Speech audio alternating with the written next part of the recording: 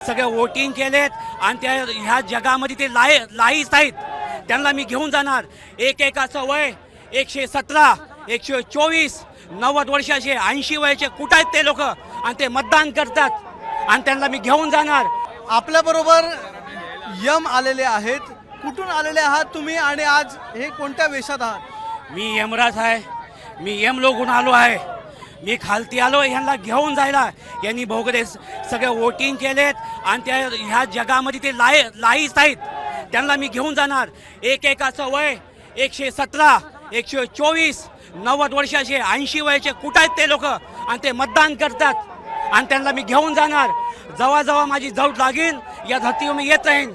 तुम्हाला आज धर्तीवर यायची, या पृथ्वी लोकांमध्ये यायची गरज का पडली? या लोकांवर अन्याय होत आहे. माझ्या ह्या बहिणीवर, माझ्या भावावर, या आई बहिणीवर त्यांचे अत्याचार होतात. लहान लहान लेकराचे मृत्यू पण होतात खूप जागी ह्यांच्या चुकीच्यामुळं. म्हणून त्यांना मी घेऊन जाणार. इकडच्या मंत्र्यांना खास करून ते बोलतात ना, हा झुकेगा नाही, आता त्यालाच घेऊन जातो पहिला. कोण कोण बोलायची गरज नाही, माझ्याकडे सगळ्यांची लिस्ट आले आणि त्याला घेऊन जाणार. मी पुन्हा येईन तर मी पुण्यातच घेऊन जाईन त्याला. पण तुम्हाला पण मतदार यादीतला घोळ तुम्हाला पण कळला का? मला कळलं. अहो यमराजचे नाव पण टाकले 2-2, 3-3 जागी. या जगामध्ये यमच नाही, तिथे यमचं पण नाव आलंय त्या जागी. मला पण नाही सोडलं तर मी त्यांना कसं काय सोडू? म्हणून तुम्ही आला. म्हणून मी आलोय. जेव्हा जेव्हा जनतेला इथं जरूर लागेल तेव्हा तेव्हा येईन. पुऱ्या महाराष्ट्र कोपऱ्यामध्ये मी तिथं पोहोचेन माझ्या लोकांपायी. यमराज याच्या आधी ज्या वेळी आलेले आहेत त्यावेळी त्यांनी अनेकांना घेऊन गेलेले आहेत. या मतदार याद्यामध्ये अनेक मृत व्यक्ती आहेत ज्यांची नावं काढली गेली नाही, असा आरोप राज ठाकरे, उद्धव ठाकरेंनी केलेला आहे. ह्या लोकांचं काय करणार?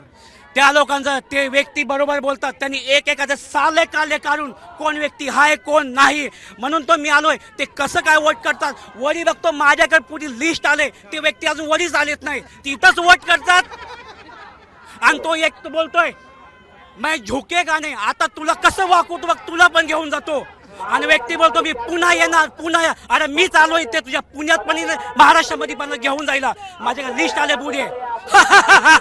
यमराज आहेत आपल्या बरोबर आणि त्यांच्याकडे एक लिस्ट आलेली आहे. या लिस्ट मध्ये अशी लोक आहेत ज्यांची नावं ही ते मयत झाल्यानंतर देखील निवडणूक आयोगाच्या लिस्टमध्ये आहे, अजूनही ते मतदान करतात. म्हणून त्या लोकांना घेऊन जाण्यासाठी खास यमराज आजच्या या मोर्चामध्ये सहभागी व्हायला आलेले आहेत. कॅमेरामन विनयसह अक्षय भाटकर, एबीपी माझा, मुंबई.